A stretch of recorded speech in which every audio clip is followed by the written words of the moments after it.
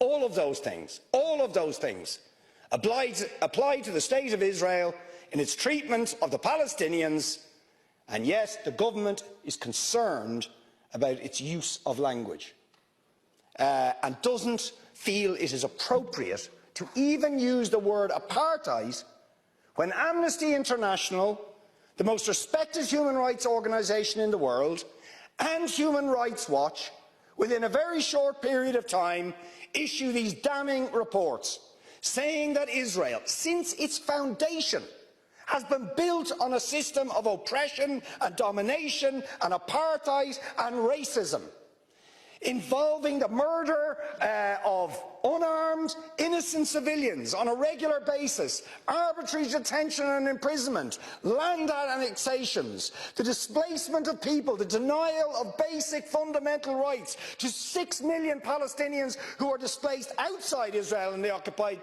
territories, to the right to the return to their homes, to the illegal blockade of Gaza, which has left, as they say in the report, Gaza in a permanent state of humanitarian crisis, denying people access to food, to water, and treating the Arab population as a whole, the Palestinian population as a whole, as an inferior race. I mean, it doesn't get stronger than this. And yet you want to be careful about your language.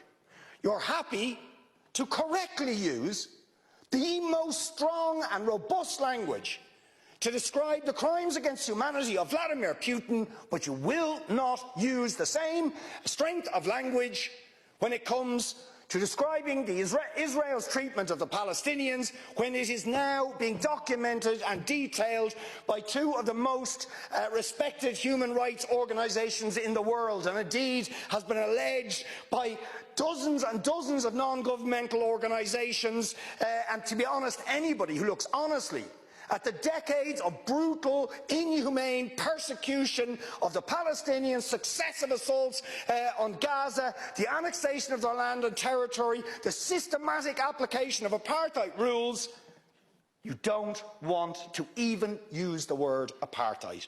Never mind sanctions. 5-day sanctions against Putin and his thugs, 70 years of oppression by the Palestinians, and it wouldn't be, what was the word you used? It wouldn't be helpful to impose sanctions. Amnesty International are calling for Israel to be referred to the International Criminal Court for crimes against humanity. Will you support it? They are calling for targeted sanctions against Israeli officials who are perpetuating the system of apartheid, just exactly the same types of sanctions you've just initiated against Vladimir Putin. Will you support it?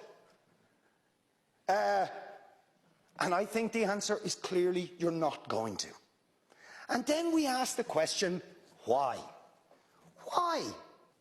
Now you see, if you're going to have moral standards, those standards have to be consistent. Otherwise they are not standards at all, they are just cynicism.